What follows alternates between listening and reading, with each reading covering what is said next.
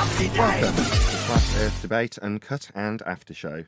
I'm your host, Nathan Oakley, and if you are new to this channel, or you've not done so already, then be sure to subscribe. Hit the bell notification icon and join button if you'd like to become a Nathan Oakley 1980 channel member and keep up to date with the Flat Earth Debate. If you'd like to support the channel, there is a super chat that runs alongside each of these shows while they premiere, and there's also a PayPal, Patreon, crypto and thanks button in the info box below the video. Speaking of Patrons, I'm going to do a very quick shout out to all of you who do support me on Patreon. So, a massive shout out of thanks and appreciation to Moon Harvest, Amish Earther, Naughty Thumbnails, Mitch Kennedy, Original D Rose, Rod, The Name's Burley, Twad Wazzle, Jason Hornsby, Christoph Fournier, Flat Earth Travolta, J Melds 24, Unamento, M Iron 26, Endless, Flat Earth Sage, Golden McKinnon, Retro Bill, More Books, Fibre Oats, Michael Kahn, John Kays, Patrick Gunnels, Banter, Mel B Styles, Hairy Blade, Mobile Max 777, Rob W, Reese Pound, Del West Watson, Maria Nealands, Unbelievable Productions, Blue Ridge Ranger, Abraham Mohammed, Skeptic 936, Life is Short, Texas Mike, Tina Baker, David Wayne Foster, and Dank. So another massive thank you to all of you for supporting me on Patreon. Now I will hand over to whoever I've rustled up because it's Christmas Day on Discord and G+. Well, I set up for hopefully a live show today.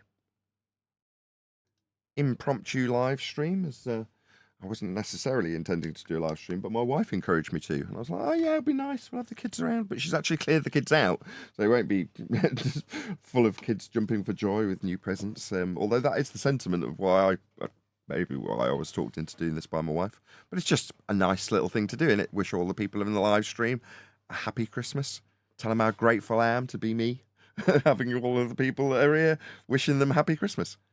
How about you? You had a good day, Paul? Yeah, great day so far. A couple of nice presents, and I'm building my new computer, so it'll be good as well as stressful at the same time. Oh, I've got to build his Lego today. I'm very pleased with that too. I said I haven't been asked that much. No nags to build this, that, and the other. I just watch them erect things in front of me, and it's like wonderful, wonderful. I thought I'd be nagged left, right, and centre to build Lego sets, and I haven't. I've got an entire advent calendar full of Lego, and being like 40, how old am I? 43. I'm not that into building Lego anymore, so I didn't really do it, but I probably will throughout today after this short-ish live stream. I say shortish. There's a show that I have actually scheduled. That's a lot of S's. That's coming out at about 2 o'clock, the usual time. So, this happened to be the time when the kids are the most satisfied with their toys that they've opened and such like. So it makes sense to wish everyone a happy Christmas right about now, and say more than anything hello to everyone in the chat. So I'm going to go and do that now. Unless there's something specific. Anyone you want to shout out, Paul, as you are live to the nation, live to the YouTube audience. Yep. Merry Christmas, everyone. And Michael Kahn's in there. So hello, Michael. Indeedy. Good to see you, Michael. He says Merry Christmas, FED chat. Yeah, I'm gonna be chatting along to you as well. There's probably going to be a pretty limited participation from the general Flat Earth Debate panel. Although I have done it like a normal show to make everyone feel comfortable.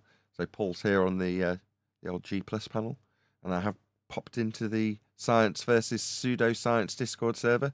So if anybody does fancy a Christmas debate, they can have one. But whether or not they do, we'll see. Who else we got in there? Hey, Arwin, good to see you. Paula, good to see you also. Happy Christmas to you both.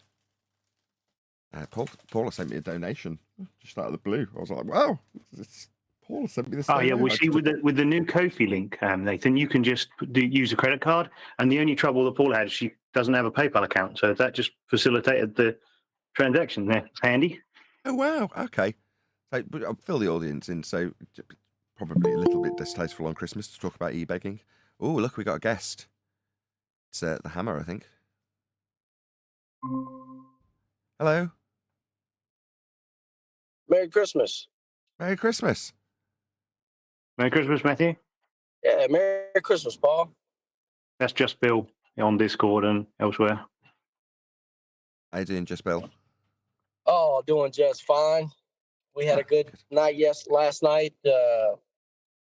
My daughter, she's 2 years old. I gave her a one of those electric four-wheelers, and she loved it.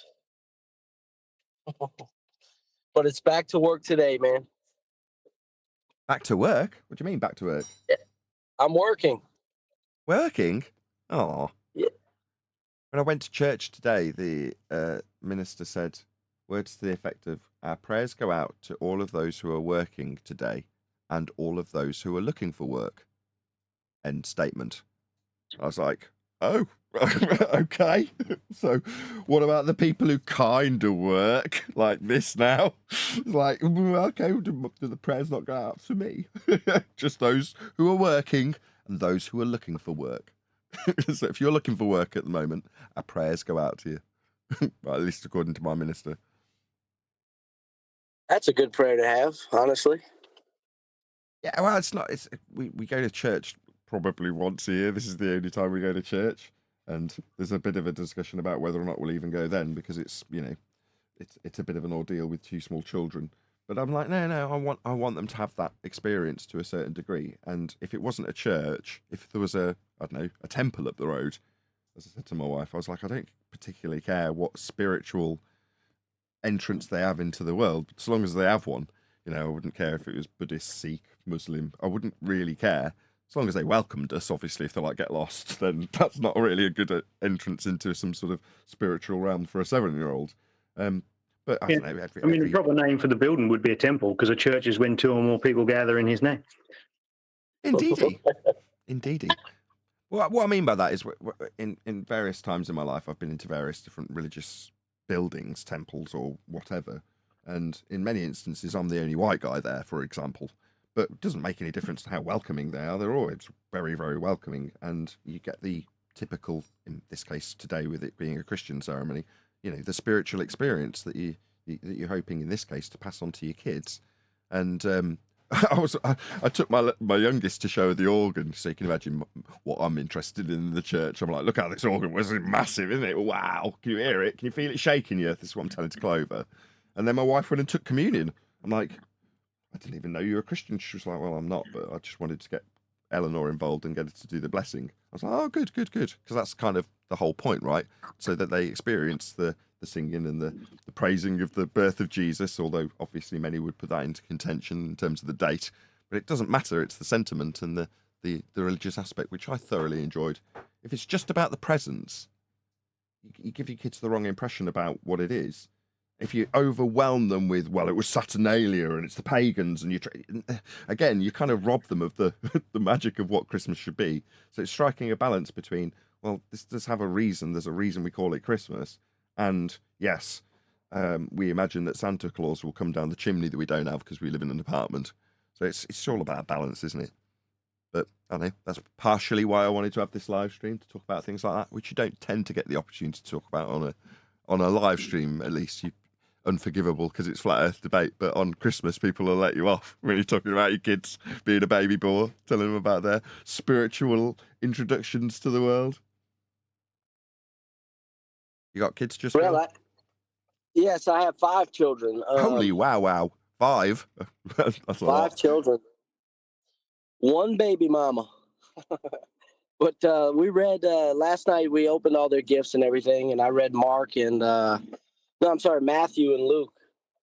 So the birth of Christ and that. It was a pretty good time. Good stuff. Lots of presents opening, lots of joy. My youngest daughter took it upon herself to tell a joke to the minister when they were supposed to be, she's showing the toys that they got, just to get them involved. She asked the minister, why did the banana go to the doctor? And they're full on that. This is like most churches, although it shouldn't be shocking to me, but they're live streaming it. I'm like, okay. But then you think, okay, since COVID, they've obviously seen a massive decline in people's attendance, and they've obviously mitigated for that by live streaming. So you're in the church and you're like, this isn't how it was last time I came here, which is probably last Christmas, or the Chris Dingle or whatever. But there's all monitors everywhere with like a tech guy, I think it was a tech girl, sat monitoring these 3 monitors, and then the minister had a monitor or 2 next to him as well. I'm like, man, this is weird, But I say that because suddenly my youngest daughter's telling a banana joke to a minister in a church broadcast.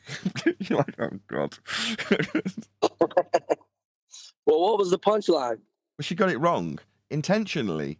So although she's 4, she knows the joke because her and her sister have told it to each other so many times, which is why did the banana go to the doctor? Now, amongst themselves, they've told us this joke, I kid you not, in excess of 100 times, because he wasn't peeling well. But because that's kind of lost its sass as a joke, right? They now take it into their humour, which is to take it to a slightly more absurd place to keep it humorous, something that's non sequitur normally. But in this case, I was like, please God, don't say something like because he had a big bum or something, But she said because he wasn't. What was it she said, hun? Because he wasn't banana well. In other words, it seemed like she just mucked up the punchline in a cute way, which got a good laugh. That's funny. It's certainly got a laugh because everyone in the audience is expecting this little toddler to come out with because he wasn't peeling well, and everyone goes, oh, because no one's going to laugh at that. But mucking up the punchline is actually a lot more funny. And it was. Right. She's a natural.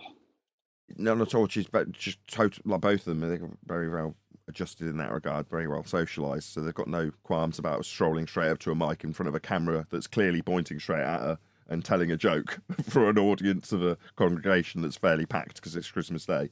No qualms whatsoever. But both of them are just, we've taught them to be reasonably well socialised.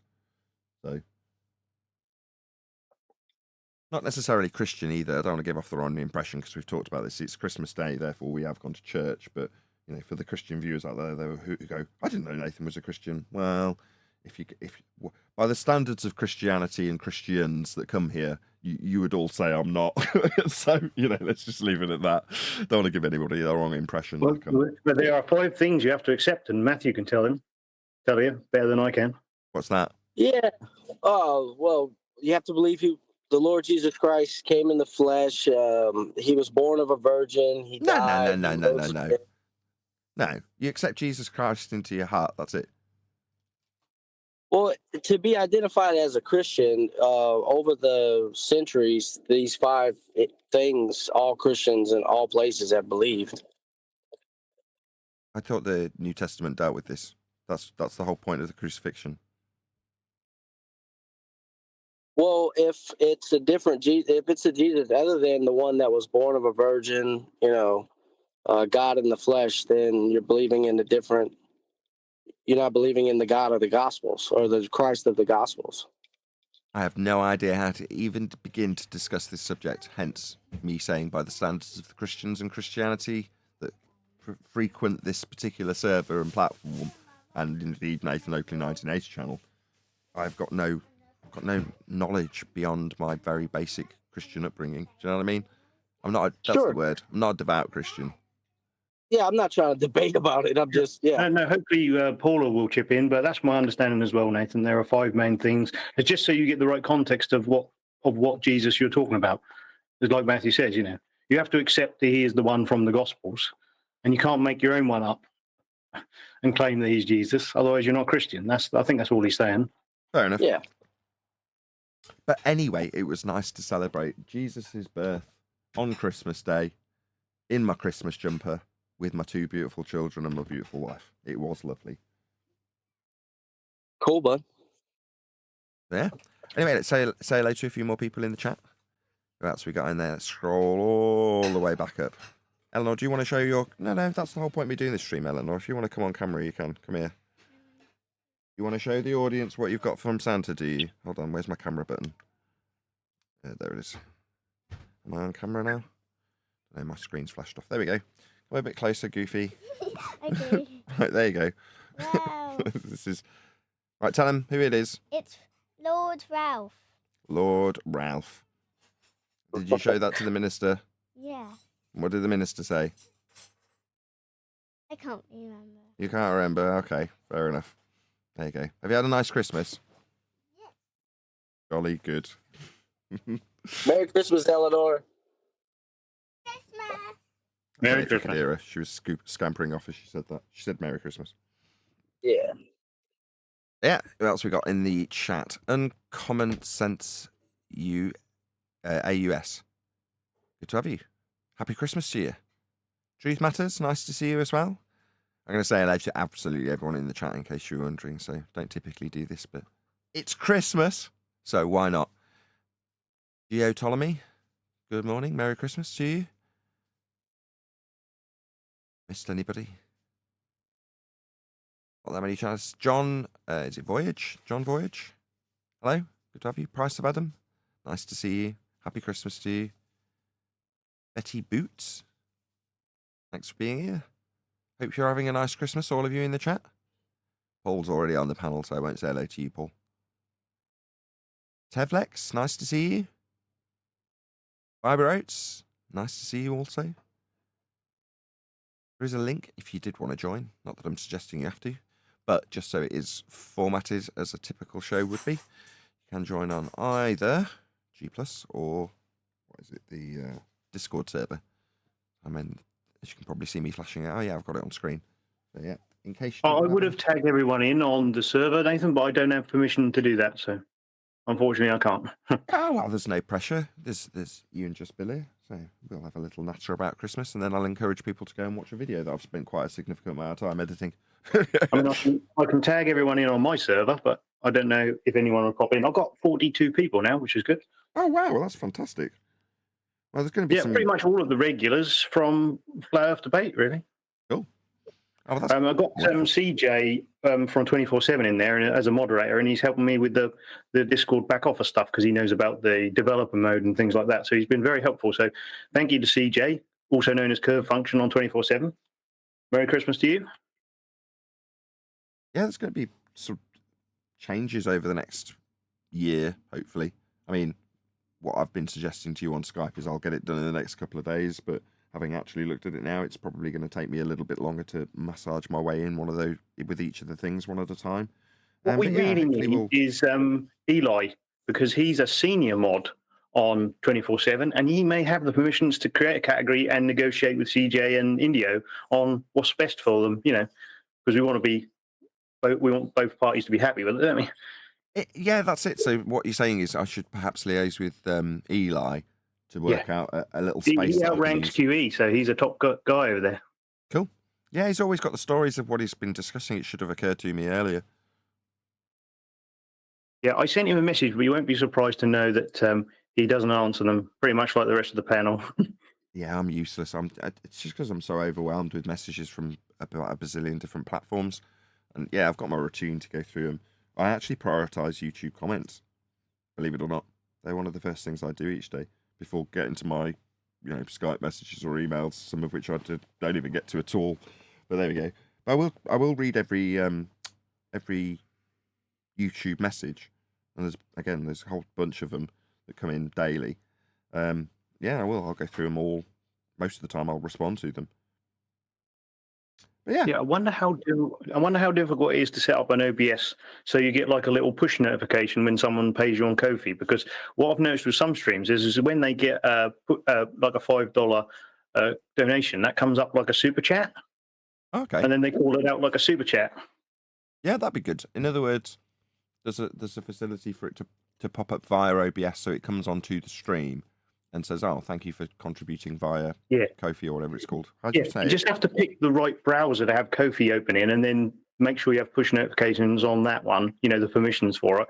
And I think you just have to maybe have a window open for that, so then that shows up. I'm not really sure how OBS works though. I have not had a proper look at it yet.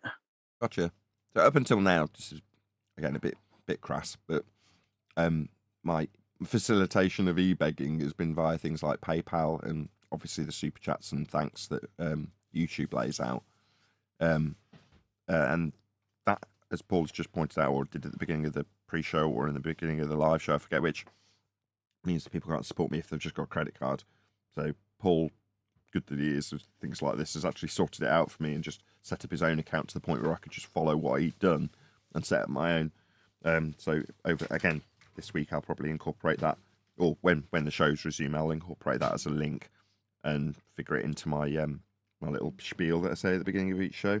But it just means there may, as it was shown by Paul almost immediately, people who just don't want to use PayPal. which is fair enough.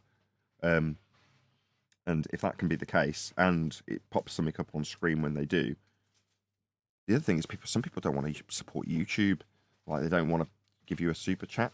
I noticed that in our Well, ones. Google more importantly, because they take 30%, and I think when Flatsoid they take 45% from him. Wow. I mean, I'm just the other thing grateful you might want to do while you're live, Nathan, is just enable memberships on Ko-fi, and then you could have that as an alternative to Patreon and even Google. What people do is that they set it up so the members-only links go in a special playlist that's restricted, and then you just type the link in for all of your subscribers onto Ko-fi. I see. So you can do it like that because they have like a private playlist, and then you could move some of the memberships from Google to Ko-fi then, because you get more of the money. Again, I suppose they take 30%, do they, Google? Yeah, I don't really want to mess with that. I like that. Even if they were charging me 40%, I don't think I mean, obviously I'd care, but it's more the fact that I like the way that there is a direct interaction for the members. So at the moment, as you can probably see, there's Paula and Arwin and Michael and various others that are in there that have got membership status, and they get their little badge on the YouTube chat. And for me, that's got a lot of value for the person that's actually purchasing it, as in they elevate themselves above the people in the chat if you're just a cursory chatter as a regular. Yeah, I see you. So I even though it would, yes, it's more expensive for me, or it takes more of the money away from me. It's like, well, the only reason, in my view, people would want to part with their cash to do it is so that they've got an elevated interaction with the chat, because then they're more part of the show when they're not necessarily on the panel or anything. And some people are more prepared to just pay a dollar amount to achieve that. And if I get some of that, I'm grateful to get it, if you know what I mean. Because they could just, think of it this way, YouTube could just turn that facility on and give me nothing.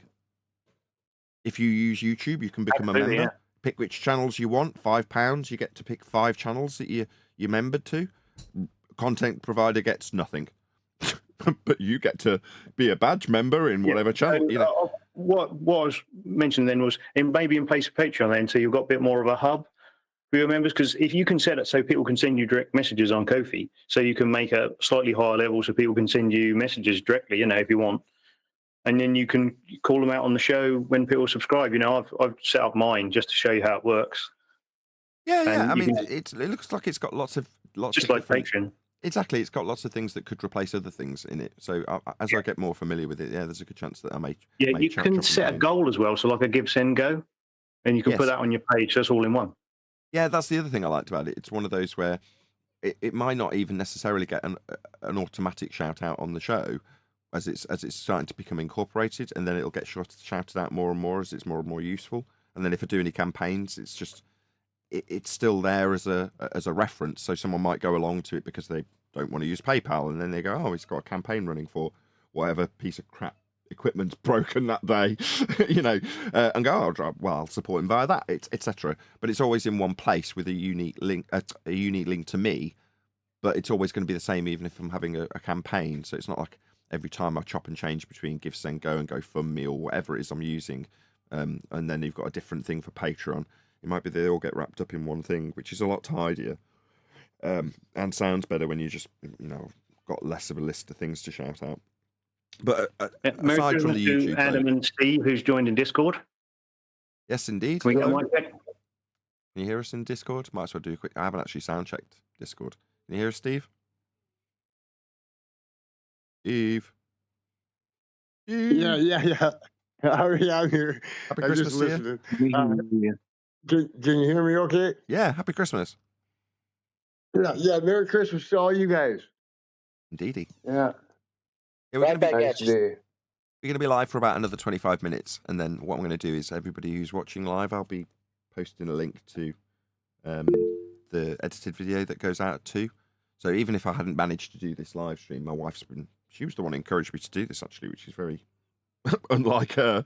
But there we go. She was like, yeah, do a live stream. People will really appreciate it on Christmas Day. I'm like, oh, fair enough. Okay, that was the last thing I was expecting you to suggest, but I think she's probably right.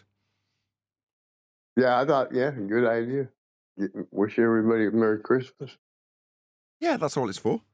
But But you know, from a selfish videography point of view, on YouTube hat on and all that, I will still definitely encourage people to go to my edited video that I've made because it took me ages to make it.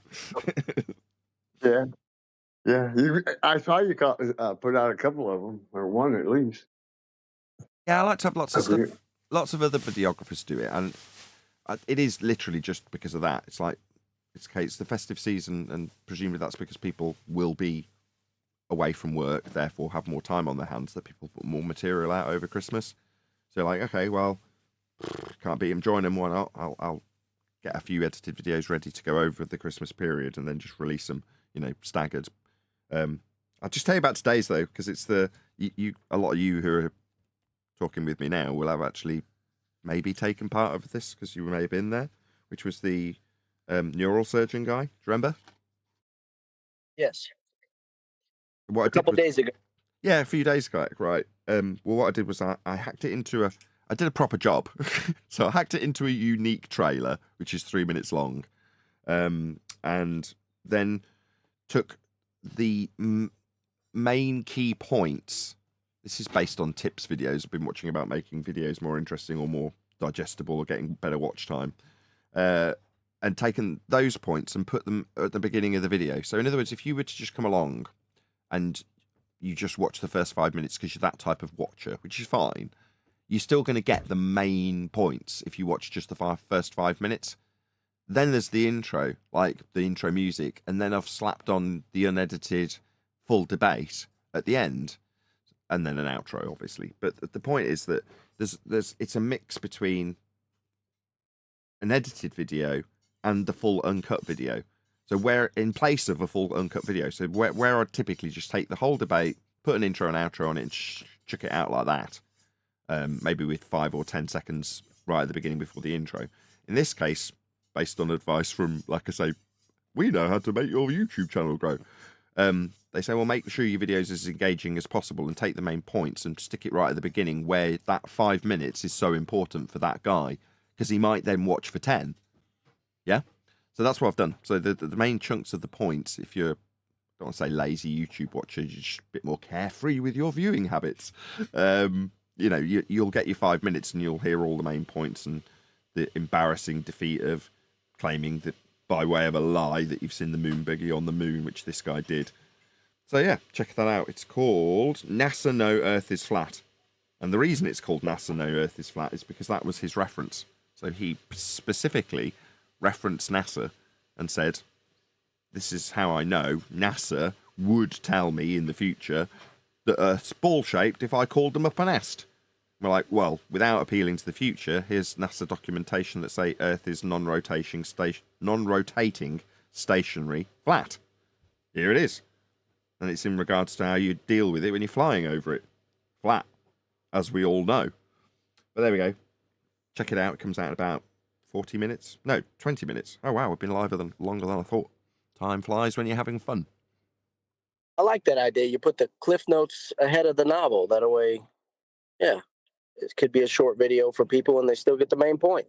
Well, it kind of goes against my every fiber as an editor, right? Because when you're producing the video, you want it to sort of play out like a story, like a novel, beginning, middle, and end. That's how logically it makes sense to me. So to say, okay, well, about the 1/3 point in your novel, if you're viewing it like that, there's a really exciting bit. Just take that exciting bit and put it right at the beginning. And then about halfway through, there's another exciting bit. Just take that bit and put that right at the beginning. And you're like, this kind of goes against how I think it should be done. But there we go. That's what I've done. So we'll see if that. I mean, it's got a pretty clickbaity title. Let's not beat around the bush about it. NASA No Earth is Flat. Yeah, they do. It's not clickbaity at all. I don't know why I've said that, actually. It's clickbaity because it's encouraging people to click. But you're not going to get deprived of a NASA proof in that when you see a document headed NASA and describing Earth as non-rotating, stationary and flat when dealing with it as a pilot flying over it.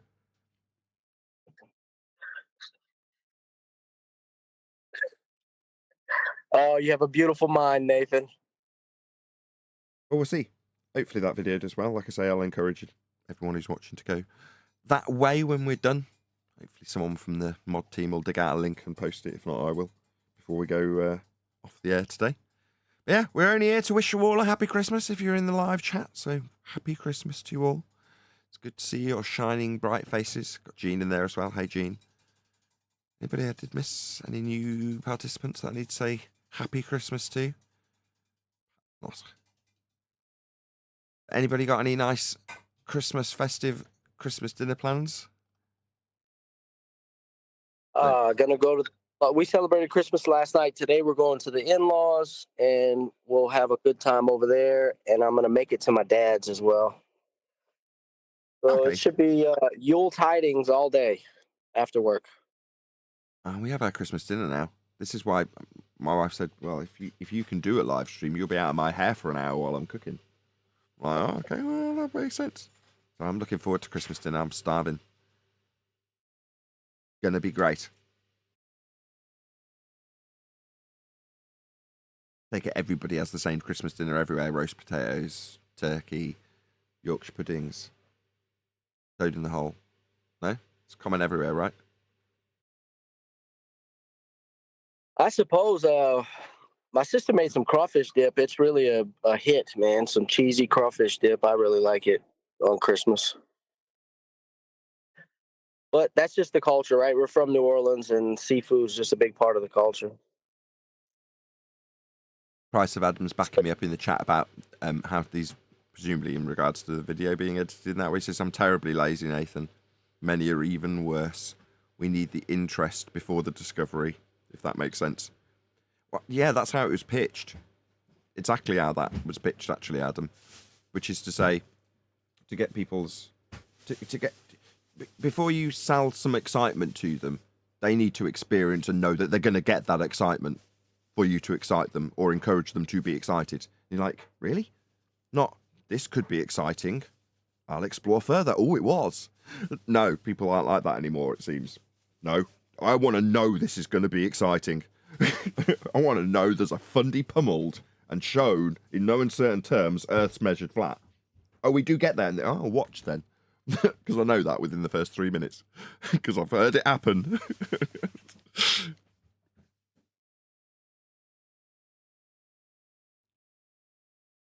Yeah, I'll send everyone that way. NASA know Earth is flat. And moving forward into what are we in now? 2024. That's all I want to focus on. It worked beautifully with that neural surgeon. All my mind is wired to is how can I angle this to Earth being measured flat in every instance, and without really trying that hard. And before I'd had to make a claim about anything, he'd made the claims for me. So refracted curvature, shout out to you, happy Christmas, sir, if you're listening. They need a flat Earth more than we do. So when they're like, yeah, I can prove a globe, take a pen, write down what they say, and if you don't know already, backtrack it to where its origins and you'll find a flat Earth. And you can just use that. So in that particular example, when it came to him saying, well, you claim flat Earth is... I stopped him in his tracks. So I'm like, I haven't even made a claim yet. You've said boats go over a horizon, NASA, and Earth so biggy it's measured flatty. So without having to do much, because there was some work involved taking apart the claim that boats go over the horizon. Shout out to Quantum Eraser for the Black Swan, because that was obviously dispensed to great effect. But then in terms of the actual non-claim I'm not making, utilising his claim to prove Earth's flat, both of the other examples did exactly that. You know, boats going over the horizon, you could, and maybe I would if push came to shove, incorporate your own flat Earth proof in terms of establishing horizontal planes of reference with the horizon into an argument when someone says boats go over it. In that case, I didn't, because I'm waiting for that better example with the stars to take it to a direct connection on the basis of his claim, and it did work beautifully. You know, like I say, without having to claim anything, I've got him to prove a flat Earth twice with his own examples of what he thinks are globe proof. And I think there can't be any more effective way of educating the people who come to the show than showing how, if you're going to argue about a globe, take it straight to the flat Earth requirement that it's going to have every single time as quickly as possible. They're the ones postulating it. When you point out when you point out that they're supporting a flat Earth with a radius or a flat plane reference, and you show them how their proof is actually evidence of it being measured flat, I mean, the penny must drop. I can't remember if it was Adam that was saying this, but if they're intelligent enough, they sense the end is nigh, and then they start rumpusing and causing distractions and trying to take the conversation away from their defeat before it's been pointed out to them and they've been invited to concede their defeat. Well, like I say, before they reach that point, they're going to start rumpusing because they know, they sense it.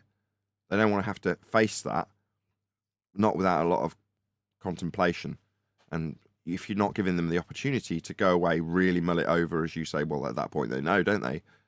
Well, no, they want to contemplate it for a significant period of time without you putting them on the spot going, so you understand it's measured flat by your own example then. They don't just want to say yes, even though it's by their own example. As is the case with this neurosurgeon, if he is. I don't even want to question whether or not he is. It's just not worth it. It doesn't matter if he is a liar in regards to being a neurosurgeon. It wouldn't shock me, given that he lied about seeing the moon, Buggy.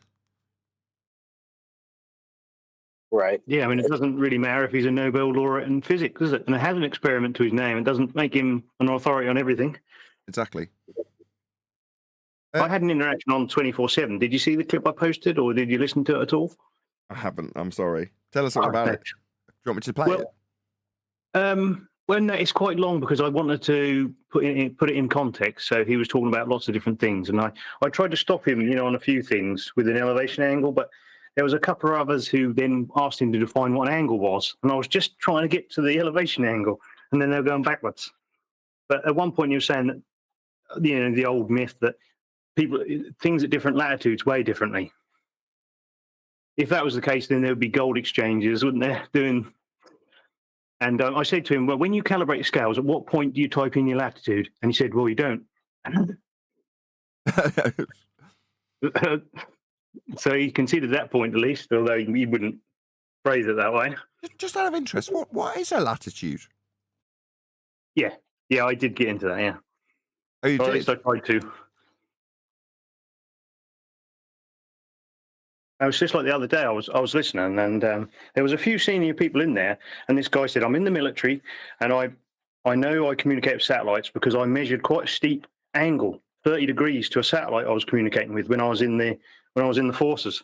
And I wanted them to stop him there and ask him what type of angle and how did you measure it. But they just whistled past it and started talking about Operation Dominic and the Carmen line. I was just listening at this point just to see how the interactions go down. But as I say, there was an admin sitting in there, a senior or a moderator sitting in there, and the guy leading the conversation was Sheepdog Legend, if you can remember him, my previous interactions. Is he the guy you spoke about, yeah? Who did my Flat Earth interview for 24/7. Yes. Okay. Yes, I do know what you mean. Mm-hmm. So he was leading the conversation. He didn't stop him at the measurement of an elevation angle, which was disappointing. Yeah, it was weird because Adam was being very bullshit, let's just say, on the last show that we did in the after show, and he's saying you need to be more aggressive. And it's like, no, you, the royal you, the public, and as a general sort of standpoint, we need to be a bit more aggressive in terms of taking people straight to the flat Earth elevation angle measurement described for latitude in this example. So what's that? Gold would weigh more or less, but there is no gold indicator. Meanwhile, the elevation angle measurement to Polaris off a flat plane gives us that system to make that claim. The system of latitude. It's being given in response, so it's not really that reasonable in that particular instance, at least, unless they bring it up. But yeah, the system of how we would potentially claim that it would weigh more or less requires a flat plane to measure, and so does the globe derivation from those flat maps over a celestial sphere, or flat map with a celestial sphere over it, I should say. So yeah, I want to be a bit more dogged in our determination to get that point across over the next year when people do come, and that guy was the starting point for that, and I was quite pleased with the outcome. Other than their Yeah, lack that of clip's out now, humility. isn't it? The one you recorded after Ballbusters, where we spoke about 24/7. That's where Adam was particularly specifically telling you that you need to be more aggressive. And I'm like, he's talking about how he's Yeah. dealing with mods within a particular server that's flat Earth related. No, he doesn't need to be more aggressive. But Adam's sentiment is exactly my sentiment when I'm saying exactly that. It's just because it was directed at you specifically when you've got a particular administrative task that you're trying to fulfill currently. It's like, well, no, he's got to have a bit more diplomacy when he's talking to a specific server and their specific moderation team to ask for me on my behalf for a room in this particular instance with this example. So you go, do I want you to go in and go, oh, by the way, you're not using the elevator? Why didn't you? No.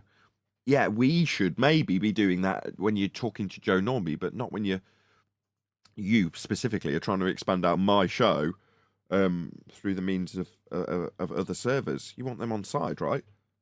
Yeah, we want them to. Yeah, me and Matthew had a good conversation with Sheepdog the other day, didn't we, Matt? I just went over, gas behaviour with him and how gas cannot have weight. And if you're asking if gas can have weight, then you don't understand gas behaviour.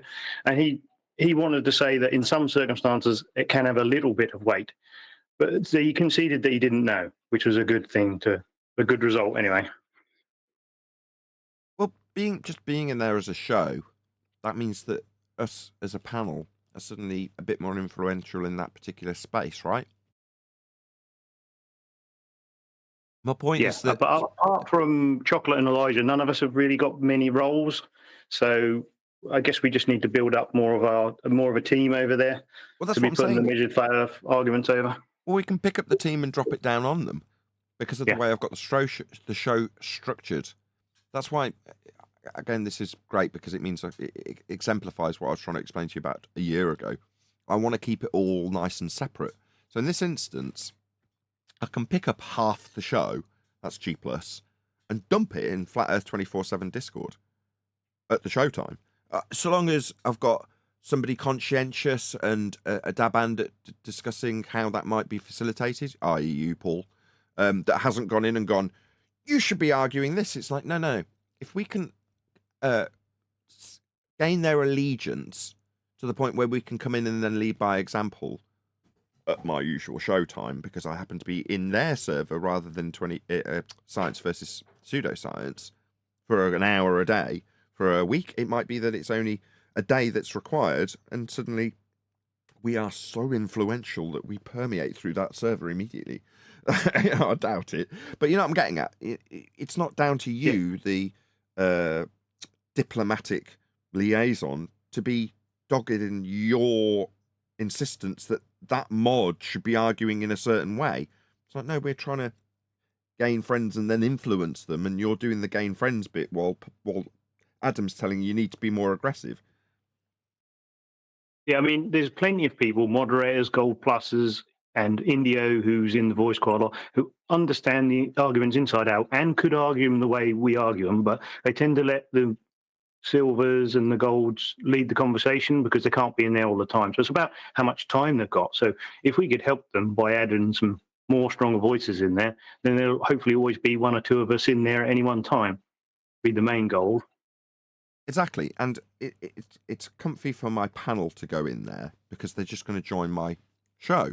They're not going to care what's attached to my show, in this case, which Discord server, when we're just chatting and shooting the breeze. If there's suddenly a whole bunch of different faces interrupting their normal flow of discussion, that will shake things up, which is good. But it doesn't make it's no skin off the teeth of whoever's in my G+ panel at that particular moment. But then as individuals, ultimately they're like, well, it almost feels for them like they have been in that server talking to those people, because suddenly they're getting to know who they are, me included, because there's a show taking place that's attached to that server for a given period of time. So then you find Neil or Refracted Curvature mosey on to 24/7, and suddenly they're familiar with the people and voices that they're hearing, and that expands out that influence, where currently it's only Chocolate and QE that are really going through that server. I don't know it from Adam. Maybe I've been in before, I don't know. But yeah, it's a way to expand it. And why? What is the point of this? Just for the audience benefit, because we will round out shortly. Why are we doing this? Well, number one, there's always two hats that I'm going to be wearing when this is discussed. So get the YouTube hat out of the way first. It will be hopefully more financially beneficial to me to expand out the show, expand out the audience, and expand out the reach of the panel. So that seems obvious. But moreover, with a flat earther hat on, I want to drive forth into 2024, making the audience aware that Earth's demonstrably flat, utilised flat, built on flat, obviously and observably and measurably flat. And if they do understand that from the out, when they get here, then they'll be far better served in discussion when they move forward. If they're not constantly barraged with arguments that come from the Feast of Nonsense and feel obliged to learn those arguments, instead they have what we are trying to push throughout the next year, a notion that Earth is dealt with flat. You need some confidence in that fact, because it is. If you haven't got that yet, then you definitely shouldn't be talking to others about how Earth's flat, because you just believe it's flat. Now, if you know it's flat, measured flat, dealt with flat, it would imply that you would know how. And that's something I want to offer to people and show them how effective that is. And that has been done already, which I'm glad to be saying before we actually move into 2024. So I can say to next man who's like, no, we need to get into the heliocentric arguments and really know them before we can undo some globe believers' fundamentalist religious belief and then move on to tell him how wonderful and wondrous the flat earth is. Like, well, okay, well, that's your bag and fine. But if you watch how it unfolds on the video that's coming out in about 5 minutes, which is called NASA Know It's Flat, you'll see how effective it is. Oh, well, NASA will tell me it's a ball. NASA are documented as showing how Earth is dealt with flat. As long as it's taken straight to that particular segue in argumentation, the audience member watching that will go, whoa, that guy just came out of the gate telling these flat earthers that they're basically stupid, and based on all of the science and education in the world, he knows it's a ball, and he's left stuttering and stammering and being called a liar because he made a claim that he'd seen the moon buggy on the moon with his own eyes, because it didn't have high value, it didn't have high stakes when he's talking to what he perceived to be a load of numpties about how obviously sphere-shaped it is, only to suddenly find himself inadvertently lying about seeing the moon buggy, which he hasn't and nobody has. But they don't realise they haven't. They think they have when they're talking to perceived numpties in their mind's eye, leaving them stuttering and stammering and going, oh, well, yeah, I'll try to be better prepared when I come next time. Yeah. A couple of minutes and we are going to round out, guys. So I'll say another Merry Christmas to all of you who are in chat. Any closing words that you want to add before I do encourage everybody to go and watch the video that I'm posting in the live stream chat right now? Yep. Merry Christmas, best wishes, and my prayers to 10th Man and his family. We hope everything's going okay. Yeah, much love to everyone. Love your families. Yeah, Merry Christmas. Yeah, same here. I hope you all have a really good Christmas. Steve, you got any Christmas wishes you want to give it, or Adam in the Discord server? Merry Christmas is about it. Yeah. Happy New Year. Good luck with everybody. And Merry Christmas, everyone. Yeah. We'll be back with a proper, full-on flat earth debate, probably in the next 2 or 3 days. But, yeah, it's been a nice impromptu live stream. So am I actually off mute? Yes, I am. With that, I'm going to say, first and foremost, a huge, massive, enormous thank you to all of you who did tune in live to this impromptu live stream, and a massive thank you to today's Discord and G+ panels for making this live stream possible at the spur of the moment. What else can I say? Just be sure to tune in to NASA Know It's Flat, which is going to be starting on this channel in about the next 60 seconds. So by the time the outro has rolled through, you should have a link rolling by in the live stream, so you can actually go and link up with that video. I would normally encourage you to like, comment, share, and subscribe here, which I've inadvertently done by saying that. But be sure to like, comment, and share the video that is going to be published in the next 2 or 3 minutes, as that's far more dear to me than this live stream, which is basically just my fond way of saying a thank you to all of the viewers and saying a wonderful, happy, Merry Christmas to you one and all. So I've been Nathan Oakley, and I will see you all in the next video.